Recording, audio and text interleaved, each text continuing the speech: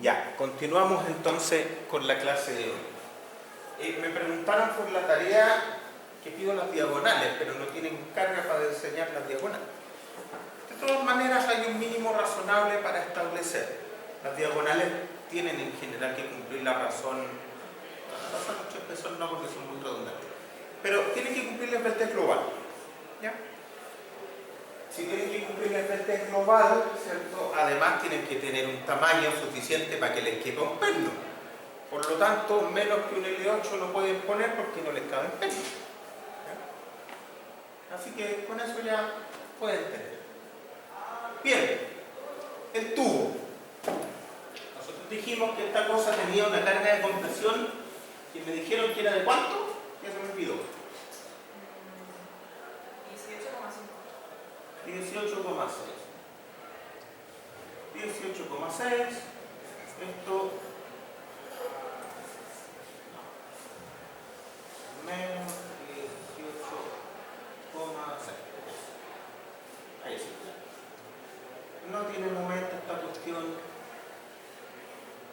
Los cortes no nos interesan tampoco.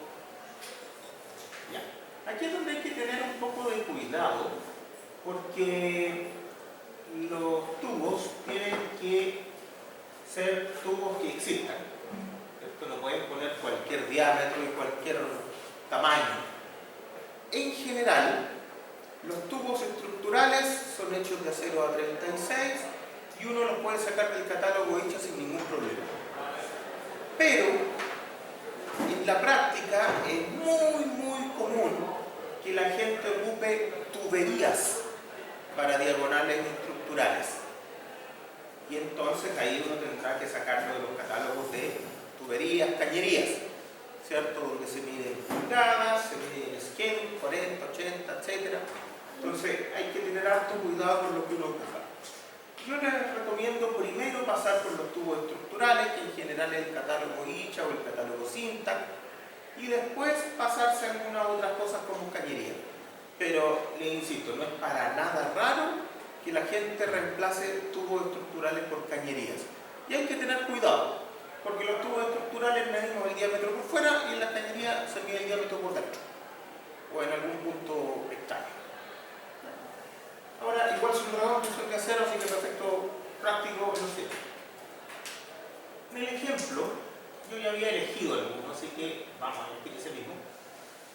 Esta cosa es un tubo de 5 pulgadas y 15 kilos por metro. 127 por 5. Entonces, 127 por 5. O sea, esta cosa tiene un diámetro exterior de 5 pulgadas, ¿ya? Un tubo estructural y un espesor de 5. Y quedó con un factor de utilización que no me da, entonces está muy rara esta cosa. Aparte, ¿por qué era el ejemplo si daba? Ah, que el ejemplo tenía 12. ¿Nos habremos equivocado en algo? Ya. No equivocamos entonces, sigamos. Ya. No dio. Usted le siento 560, sí, 560. Es raro. Ya, no importa. No dio. ¿Por qué no dio? A ver. 127, 5, 560, 18, está bien. Está bastante bien. Ya.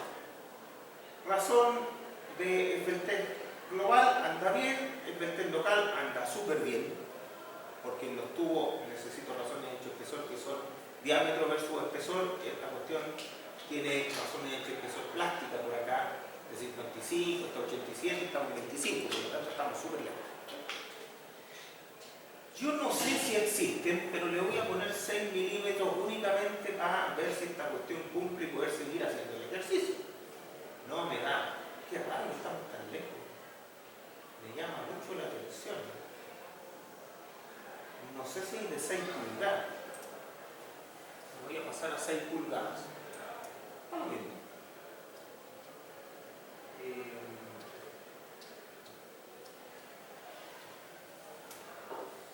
No tengo claro que es de 6 pulgadas, pero le paso para allá. Ya, por ahí está. 25, voy a bajarme a 5 milímetros, a ver si queda un poquito mejor. Ya, por ahí anda bien.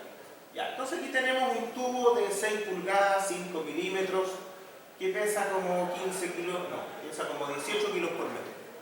El que estábamos viendo, ¿cierto? Más o menos, como diagonal estaba como en 33 kilos por metro la sección abierta.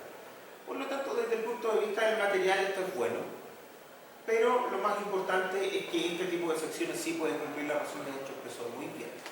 ¿Ya? Entonces, vamos a decir que la diagonal es un tubo, ¿cierto? De 6 pulgadas y 5 milímetros. Y esta cosa pesa 18,2 kilos por metro. Parece que está bastante bien con lo que supusimos que pesaba. ¿Cuánto le pusimos? Como 15 kilos por metro. Anda por ahí. Por lo tanto, desde el punto de vista del peso estructural, estamos bien. Ya. ¿Qué es lo que nos importa ahora? Ahora tenemos la columna y tenemos la diagonal. Por lo tanto, ahora recién podemos calcular la viga Chevron. ¿Cierto? Bien. Calculemos acá. El T sub U. Lo voy a poner más acá. El T sub U es A sub G por FY por RI. A sub G. ¿Cuál es el área de la diagonal? El área de la diagonal es 23,2. 23,2. Estamos pensando que a 0 a 36 y si no probablemente sea algo muy parecido. Por lo tanto le ponemos 2,53. Y el RI a usar depende del acero. Aquí está un poco complicado. El RI del A36 depende si vienen planchas o si vienen perfiles laminados. En las planchas es 1,3, en los perfiles laminados es 1,5. Usemos 1,5 conservadoramente. ¿Cuánto sale este número? Y dividámonos al tiro por 1,5 mejor, porque el T sub A 1 le vamos a poner, es igual a ese T sub U dividido en 1,5. ¿Cuánto me sale el número? El T1 es 88,04. El de arriba. Ya, y dividido en 1,5. Es 58,7. 58,5. Ya. Tenemos entonces el T sub A1, el primer candidato a ser T sub A. Y el segundo es el que viene de carga amplificada, que en este caso es muy fácil, porque toda la carga de la diagonal es sísmica. ¿Dónde está la carga de la diagonal? Acá. Toda la carga de la diagonal es sísmica. Si toda la carga de la diagonal es sísmica, tengo que multiplicarla por 2,8 y tengo el de acá. Por lo tanto, es muy fácil. ¿Cuánto es 18,5 por 2,8?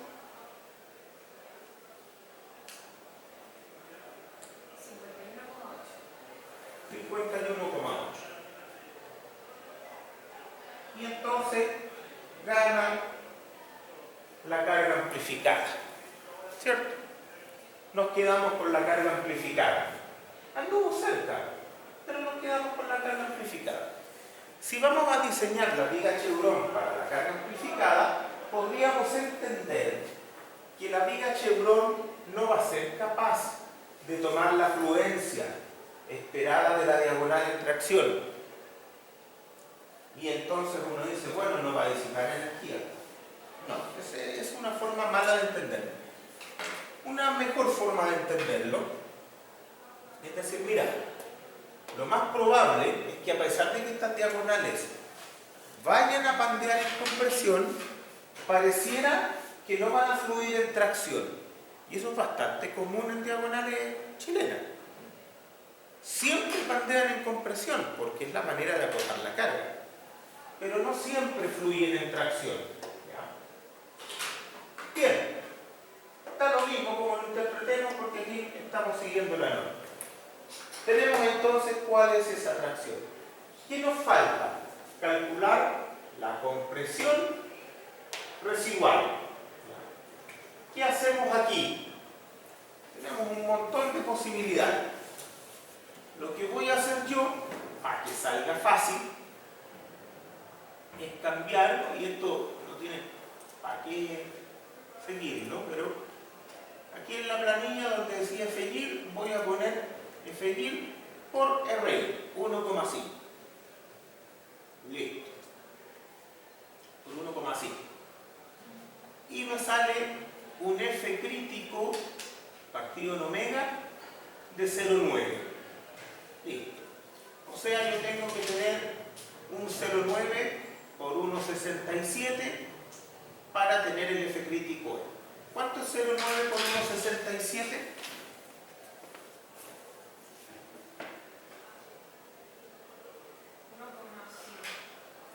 1, ¿cuánto? 1,5. Ya. Entonces ahora puedo evaluar eso. F crítico E por el área, que es 23,2 por 1,14 por 0,3 y dividido en 1,5 al tiro para llegar al C sub A. ¿Cuánto sale ese número?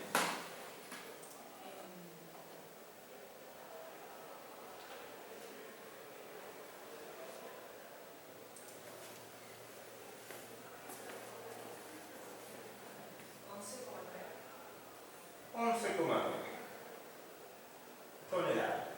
O sea, mientras la diagonal traccionada llega a tirar con 52 toneladas, la diagonal comprimida afirma con 12. La diferencia es bien grande y por eso que no es una mala idea simplemente decir, oye, me quedo con la compresión en 0 y ya.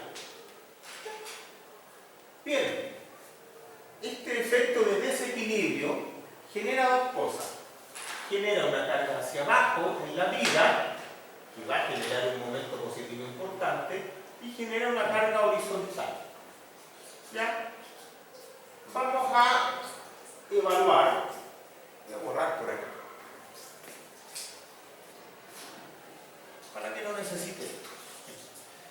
Vamos a evaluar la carga vertical y la carga horizontal. La carga vertical, vamos a poner B1, ponerle ahí.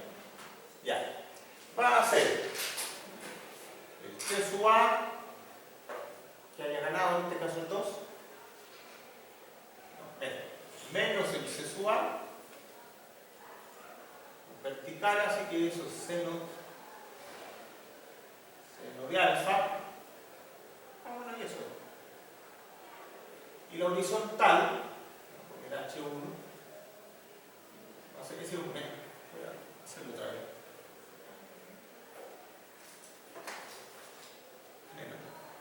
Este va a ser un T sub A más C sub A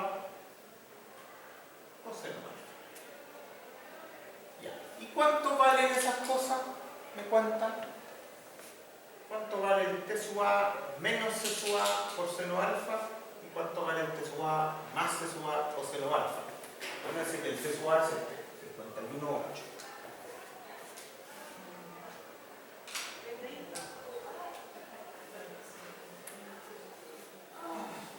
Tienen que calcular. Tienen que meterlo todo en la calculadora.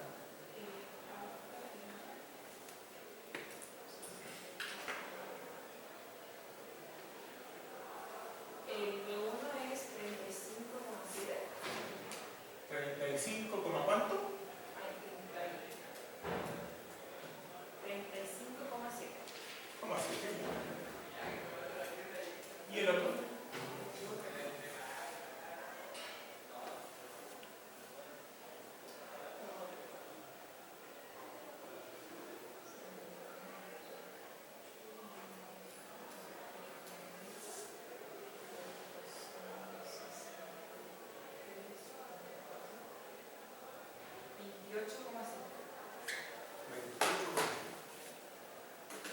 Ya.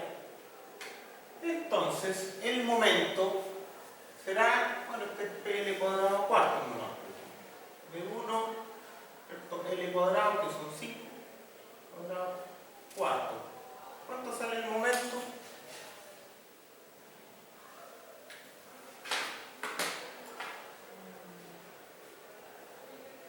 Es 5 al cuadrado. ¿Sí? 5 al cuadrado. ¿Qué sale el largo? 5 metros. Ah, no, tiene PL cuarto, nadie quiere ese cuadrado. Es P por L cuarto nomás. Eso.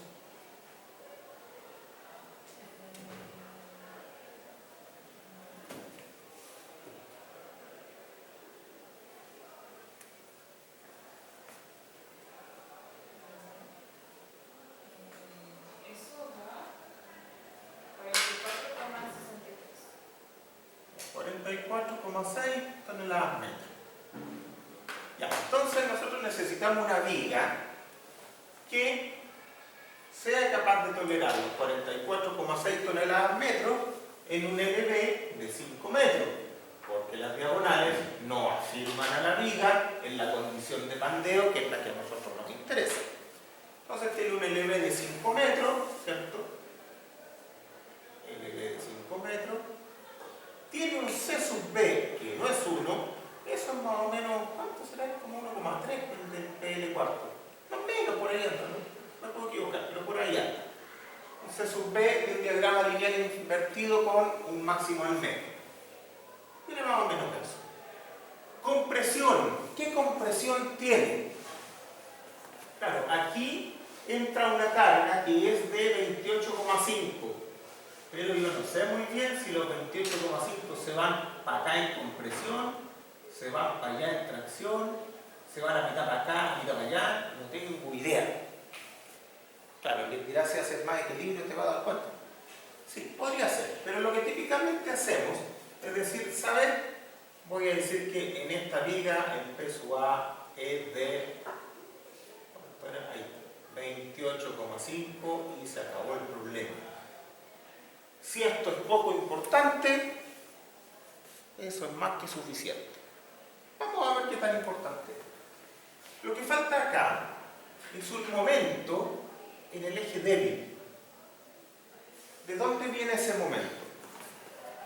Yo aquí, cuando diseñé las diagonales, dije que las diagonales tenían un K de 1. Eso significa que yo estoy diciendo que este punto y ese punto están sujetos. Claro, dentro del plano es evidente que esta viga sujeta el desplazamiento en esa dirección de la diagonal.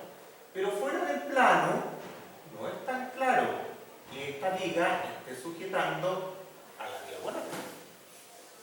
Claro, esta viga tiene que tener cierta rigidez fuera del plano para yo decir que la diagonal tiene un K de 1.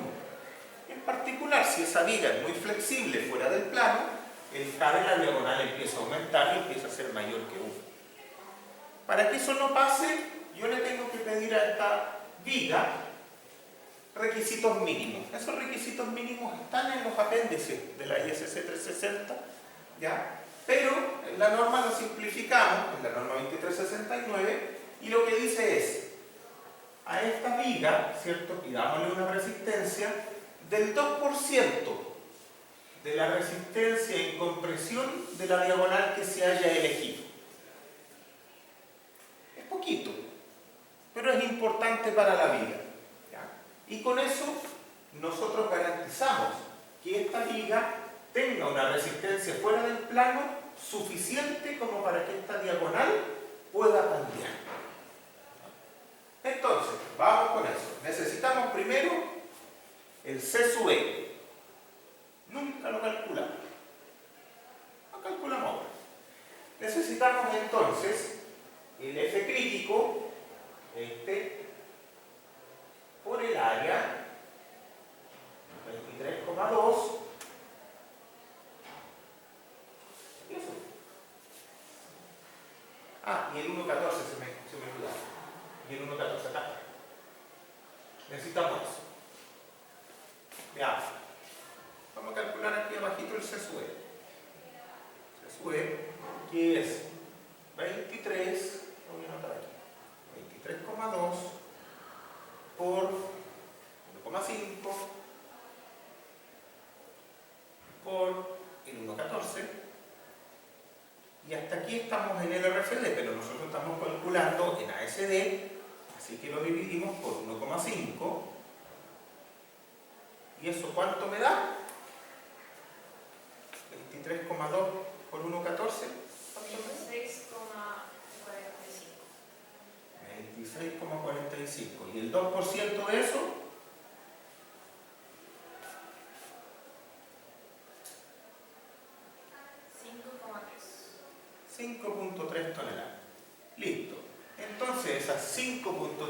del lado aplicadas hacia allá en este punto, me van a dar otro PL cuartos, pero con 5,3. ¿Cuánto sale ese momento? 5,3 por 5 cuartos.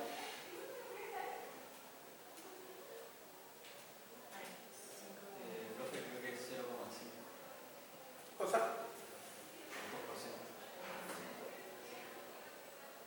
Sí, tiene más pinta de 0,53. Sí, 0,56. ¿Cierto? 26, 45. Saqué el 20%. 20%. Saqué el 20%. Ya. Entonces 0,5. Tiene más pinta. Ya. Entonces 0,53 por 5 dividido en 4, ¿cuánto es?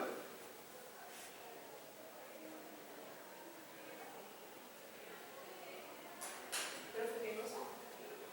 0,53 por 5 cuartos, ¿cuánto es?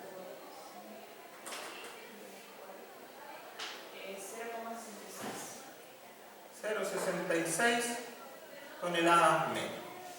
Ya, entonces, esta viga Chevron tendría que soportar este momento en el eje fuerte con esas condiciones de borde, tendría que tomar esta compresión.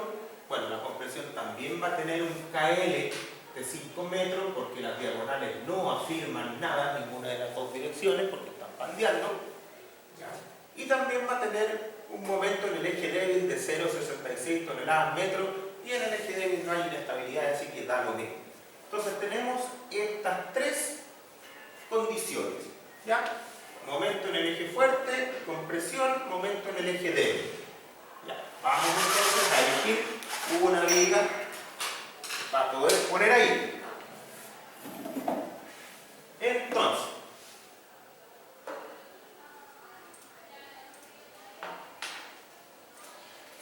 hacer una viga. Listo. La viga. Y ya son todos 5 metros. Y nos vamos a complicar ya. Compresión. ¿Cuál es la compresión? 28,5. 28,5 menos 28,5. ¿Cuál era el momento en el eje fuerte? 44,6. 44,6. Entonces son 44,60. ¿Y el momento en el eje débil?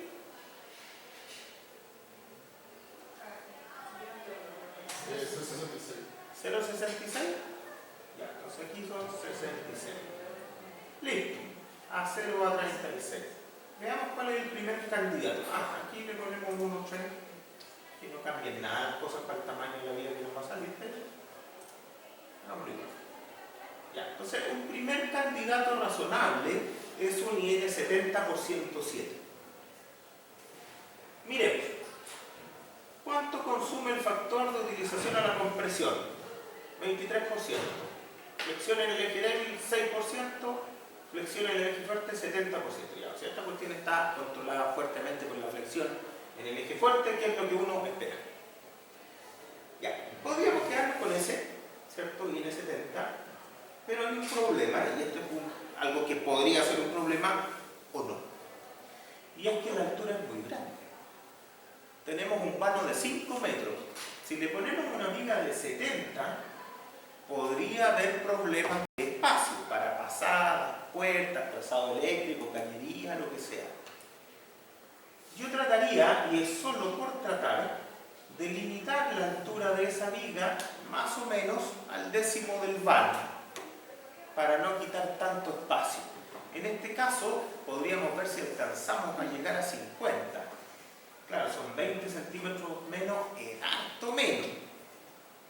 No sé si se podrá.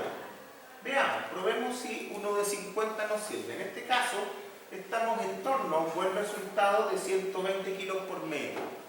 Si la de 50 está en 130, todavía la cosa anda bien.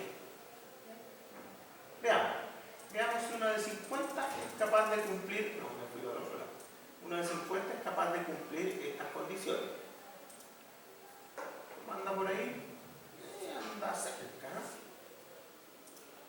Ya, una de 50 por 32 anda bien.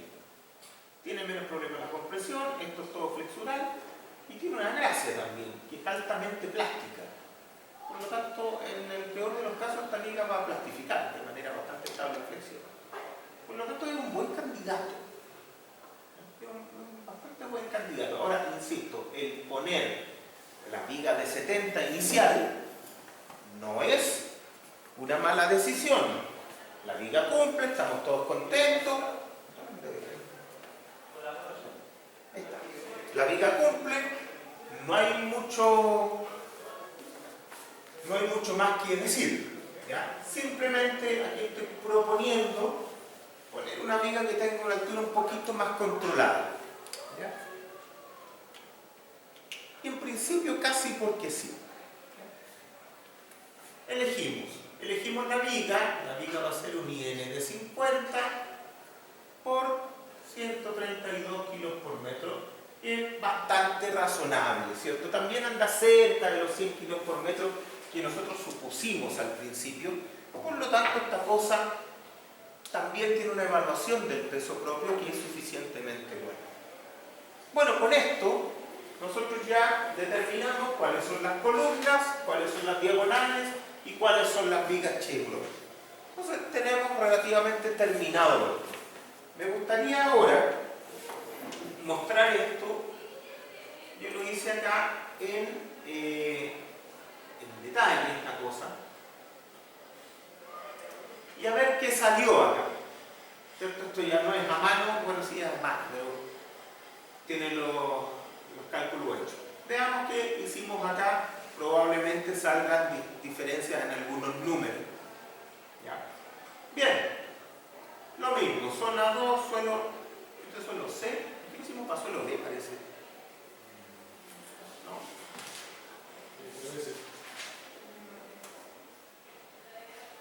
Solo B, sí. Ah, entonces por eso hay diferencia a lo mejor. Bueno, este está para suelo C también. No, pero hay un problema porque el suelo, no, este es suelo B, esa letra está mala, pero este suelo es B. Y es igual 1 de suelo B. Y el T1 de 0.27 es para suelo B. No, este es suelo B. Ya. Entonces aquí tenemos. Primero la evaluación, ¿cierto?, del espectro horizontal de referencia. Y nos dio que para un periodo igual al T1, que es donde se maximiza el espectro, tenemos entonces una pseudoaceleración horizontal de 1.17. Eso sería lo básico para calcular. Después nosotros corregimos por amortiguamiento, 3%, corregimos por el R, corregimos por el I, ¿cierto? Ahí están todos los valores, por el I, y le ponemos el 0,7 porque queremos usar esto en ASD. Nos bajó a 0,3. Ese sería entonces el coeficiente sísmico horizontal. Después evaluamos el vertical, ¿cierto? Ahí está, 0,42. Hacemos la cubicación, pusimos 25 kilos por metro. Hacemos la cubicación de la estructura, 16,86, le pusimos un 15% por conexiones y entonces el peso sísmico salió en casi 69 toneladas. Bien, con esto tenemos fuerzas sísmicas de 20,7 horizontal, ¿cierto? El X y Y es la misma, el vertical es de 29. Tenemos que vamos a trabajar por el método ASD, por lo tanto, las fuerzas sísmicas en los fusibles, o en general la combinación sísmica en los fusibles, tiene esta forma, y la fuerza sísmica o combinación sísmica en los elementos no fusibles tiene esta otra forma, donde la única diferencia con la de arriba es que las cargas horizontales que se habían reducido aquí se amplifican por el valor 0,7R, que es 2,8. Estamos donde mismo. Hacemos la misma lógica, ¿cierto? Y aquí vemos cuál es la reacción en apoyo por cada una de las cargas que nosotros hemos evaluado. Y entonces aquí tenemos compresión en columna, aquí me dio 142, seguramente decimales más, decimales menos, pero estamos donde mismo. Aquí elegimos un HN30 por 106. ¿Y cuál elegimos nosotros? Ah, elegimos uno más chico. Ya. El 106 me da 0,89, ahí el de 92.2 nos daba 1,01. ¿Ya? Ambas elecciones también son razonables. Aquí en este ejercicio se eligió el 106. ¿Ya? Listo. Pero estamos donde mismo. Las diagonales, ¿cierto? Se hace aquí el equilibrio de toda esta cuestión y aquí salió que el P sub A, ¿cierto? Me sale 11,55. Aquí hay una diferencia grande. Aquí hay una diferencia bien grande. Porque nosotros estuvimos trabajando como con 18. Ya, ahí seguramente hay un error numérico en lo que hicimos en la pizarra. ¿Ya? Porque esta cuestión es más difícil que se equivoque. Ya, entonces ahí tenemos un error y las diagonales probablemente puedan mejorar respecto a la que pusimos acá. Seguimos. Probamos el tubo de 5 pulgadas, ¿cierto? Y aquí el tubo de 5 pulgadas quedó trabajando al 1.01 y se acepta. Ya. Ahí está el tubo de 5 pulgadas, acá usamos un tubo de 6 pulgadas. Bien. Elegimos el tubo de 5 pulgadas y hacemos todo este equilibrio con el chevron, ¿cierto? Ahí están todos los cálculos para llegar a los mismos valores que nosotros vimos acá, ¿cierto? Ahí está la carga fuera del plano, el 2%, aquí está el momento en el eje fuerte, aquí dio harto distinto. Bueno, tiene que dar harto distinto porque la diagonal que pusimos ahí es más grande, y si es más grande, entonces el momento en el eje fuerte va a ser más grande también, porque depende de la diagonal que estamos poniendo, ¿cierto? Bueno, da igual. Tenemos entonces aquí todas estas evaluaciones. ¿Y cuál es la viga que decidimos poner acá? Pusimos una 50 de 105 y allá elegimos una 50 de 132. Tampoco está tan lejano el resultado, ¿ya? Evidentemente hay un error numérico por ahí, hay que tener cuidado, pero aquí elegimos una viga que también anda dentro del mismo sector. Tiene una altura que no supera el décimo de la luz y es un poquito más liviana que esta otra. Quedó al 90%, quedó con un factor, aquí, un factor de flexión que gobierna todo, por lo tanto es una viga chevron común y corriente y también todos contentos. Otra vez el eje débil no aporta nada en realidad y de compresión consume muy poco. Bien, ¿qué nos falta? Para tener una buena idea, tenemos la tracción reducida en apoyo, que la vamos a usar para diseñar los pernos de anclaje. Tenemos el corte amplificado en los apoyos, que lo vamos a usar para diseñar la llave de corte. Y tenemos la compresión amplificada, amplificada en el apoyo, que es la misma que ya teníamos para la columna, que es para diseñar la placa base. Entonces, estos valores los vamos a usar cuando tengamos que diseñar los anclajes. Yo, la clase siguiente, que va a ser entre esta y la otra, que va a ser, como lo acordamos, online, la voy a grabar, para aquellos que no puedan ir, va a ser de anclaje. Les voy a presentar anclaje, ¿ya? ¿Qué le falta a esta torre? No lo tengo acá. Es raro, se me acabó el... Bueno, no importa. Tengo la pizarra. ¿Qué nos faltaría? Tenemos aquí terminado hasta el momento el ejercicio a nivel de elementos, pero me faltan los anclajes y me faltan las fundaciones, ambas cosas. Antes de pasar a anclajes y fundaciones, me gustaría mirar qué pasaría si yo hago algunos cambios leves. Por ejemplo, ¿cuál es un cambio obvio? La forma en que yo arrastro. Si en lugar de usar arrastramiento chevron, uso arrastramiento en cruz, ¿qué cambios tenemos? ¿Las columnas cambian? No, porque decidimos calcular la columna para la reacción en apoyo. Y como la reacción en apoyo no depende de lo que pasa adentro, la reacción sigue siendo la misma, la columna sigue siendo la misma. Las diagonales cambian. Las diagonales van a cambiar. La viga chevron, bueno, también va a cambiar esencialmente porque ya no es viga. Ahora es un puntal. ¿Cómo funciona esta cuestión? Bueno, la carga sigue yendo para el lado, la carga sigue siendo la misma porque los parámetros sísmicos son los mismos, el mismo R, el mismo amortiguamiento, todo igual. Y si asumimos que esta cosa no cambió mucho el peso general, vamos a tener el mismo signo. Por lo tanto, ¿qué es lo que nos interesa? Que ahora, para hacer el mismo equilibrio, ¿cierto? Acá abajo, seguimos teniendo la misma carga. O sea, en estas patas sigue llegando el x cuarto. ¿Me cuenta ya? Llega el x cuarto. Pero el equilibrio ahora es con un alfa de 45 grados. Por lo tanto, las diagonales están más botaditas. Si están más botaditas, van a ser más eficientes en el sentido horizontal, con lo que directamente la compresión, tracción en diagonal va a ser más chica. Además, como las diagonales están en cruz, dentro del plano, evidentemente, la longitud de pandeo baja. Ya no es de aquí hasta acá, sino que la longitud de pandeo va a respetar este modo. ¿Cierto? Tengo el segundo modo de pandeo en compresión de la diagonal dentro del plano. Y nuestra norma dice que si las diagonales están en cruz y una está suficientemente traccionada cuando la otra se comprime, se puede considerar ese punto de cruce como arrastrado fuera del plano. Para efectos sísmicos fuertes, es muy razonable esperar que las diagonales de planos verticales, ¿cierto?, estén muy traccionadas cuando la otra pandea en compresión. Por lo tanto, es razonable considerar eso, ¿ya? Para las diagonales de planos horizontales eso no es muy cierto. Y ahí hay que tener cuidado. No todas las cruces van a restringir el pandeo fuera del plano, ¿ya? Pero en este caso sí. O sea, la diagonal ahora tiene menos carga, porque está más botadita, y tiene menos longitud de pandeo, con lo que me va a salir una diagonal más chica, ¿cierto?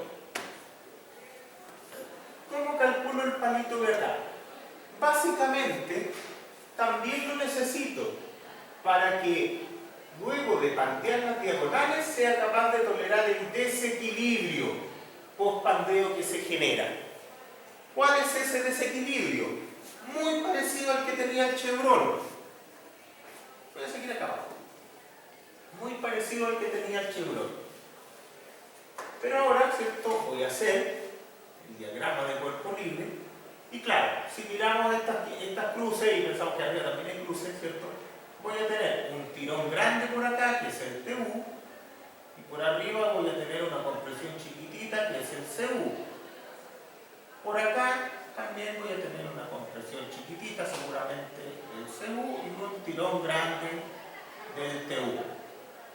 La verdad es que estas cosas uno se pierde cuando las diagonales de arriba son más chicas que las de abajo y todo eso. Pero en realidad con lo que realmente nos quedamos y lo que nos importa es que la compresión que viene de acá va a ser el TU menos el CU que corresponda, proyectado a la horizontal, y la compresión que puede salir de acá va a ser el TU de acá menos el CU proyectado a la horizontal. Y el que sea más grande de los dos es el que me interesa. ¿Ya? Por lo tanto, vuelvo a tener un desequilibrio muy parecido al del chevron, solo que acá lo tengo en el nudo extremo y allá lo tenía en la mitad de la viga. Allá producía esencialmente una flexión en el eje fuerte, acá va a producir esencialmente una compresión en el palito, en ese puntal. Esto es súper importante, porque históricamente nosotros ponemos aquí un palito que no tiene ninguna resistencia. Ustedes se dan cuenta que si yo hago un análisis elástico en cualquier software, la compresión que me sale en ese palito es cero. Y cero en tracción. Pero en realidad ese palito yo lo quiero para generar la redundancia cuando se genera el mecanismo plástico. Por lo tanto, ese palito requiere trabajar a compresión y requiere trabajar a compresión en el momento en que las diagonales en compresión están pandeando. Ese palito jamás debe pandear. Por lo tanto, no importa si yo me voy al software y le pongo carga amplificada, reducida, lo que sea, nunca me va a salir la condición para la cual yo realmente necesito ese puntal. Y por eso tengo que hacer este equilibrio por fuera. ¿Ya?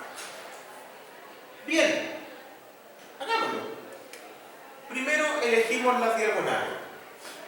El equilibrio de diagonales me lleva, ¿cierto?, a decir, a ver, el EX cuarto se tiene que equilibrar con la horizontal de eso. Ya, si digo que la compresión en diagonales C sub A, yo la proyecto en la horizontal, o sea, por coseno de 45, y eso tiene que aguantar Lx cuarto. Y Lx es el mismo que antes, ustedes lo tienen.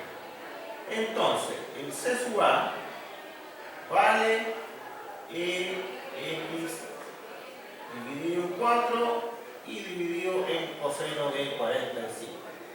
¿Cuánto sale eso? El Ex es lo mismo que teníamos antes, así que estamos dividido en 4 coseno de 45. ¿Cuánto sale?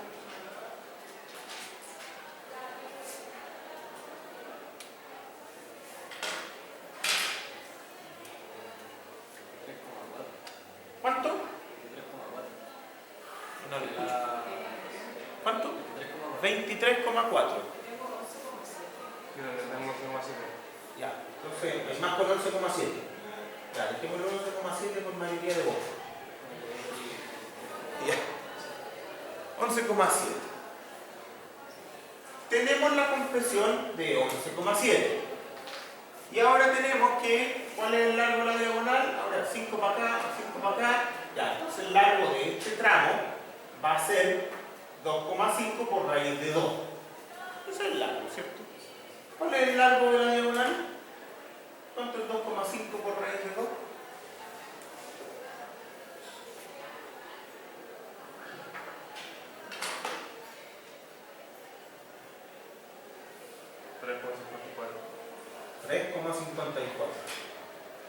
Metros. Ya, entonces eso tenemos. Como ya aprendimos,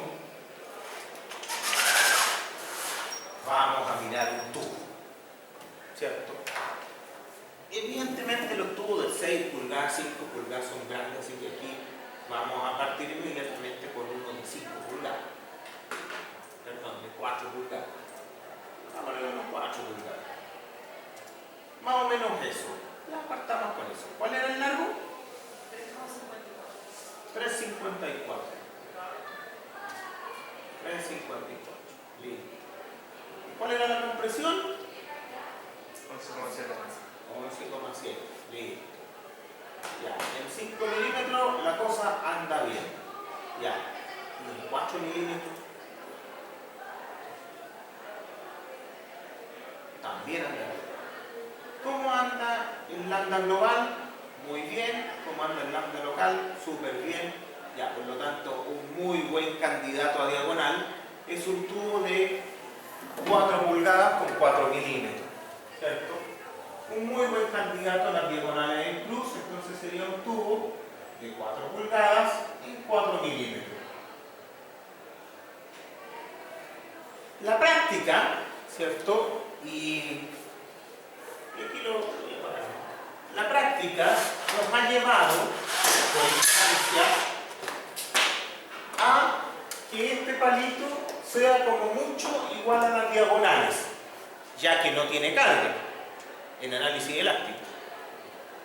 Ya, si yo pongo el mismo acá, ¿podría funcionar o no? Tenemos que verlo. Veamos qué pasa. Yo sé que tengo que evaluar, ¿cierto? Ahora, tengo que evaluar la compresión en el puntal. Y ahora que tengo la diagonal, es fácil. Entonces, primer candidato al T sub 1. Voy a poner T sub A1 aquí. Va a ser otra vez el área por el FY, por el RI y dividido en 1,5 porque estamos en ASD. El área de este palito, ¿cuánto es? 12,3. 12.3 por 2,53 por 1,5 dividido en 1,5. ¿Cuánto da eso? Y después tengo el TA2, que viene de las cargas amplificadas. Otra vez, toda la carga que toma esta diagonal es sísmica, por lo tanto amplifico directamente. Y la carga amplificada entonces será 11,7 por 2,8.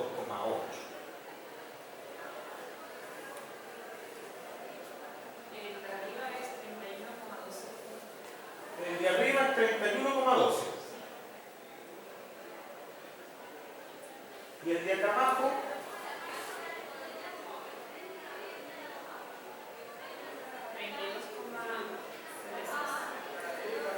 32,36. ¿Perdón? 32,76. Ah, como 76. Miren, acá ganó el otro, ganó este. Ganó el 12,3 por 2,53. ¿Está bien? De acuerdo. Ya, ganó el de acá. Igual los dos más o menos donde mismo. No hay mucha la diferencia. Ya, pero ahora ganó este. Nos ganaron las cargas amplificadas. Bien, no hay problema. Probablemente si hubiéramos tenido uno un poquito más grande, ¿cierto? Esto de acá no hubiera ganado porque este sube y este no sube. Este no sube con el perfil elegido y ese sí sube. Entonces, ganó esto. Bien, ganó el de arriba, 31,2 toneladas. Y entonces, ¿qué tenemos que hacer? Tenemos que aplicar esa carga acá. El CU, ¿tienen ganas de calcularlo? No, yo no, me queda poco tiempo. Me queda poquito tiempo. Bueno, ya se me acaba el tiempo. Así que digamos que es 0. Entonces, ¿cuál será la compresión? Fácil. Será el 31,2 por coseno de 45. Listo. ¿Cuánto es eso? ¿Cuánto es 31,2 por coseno de 45?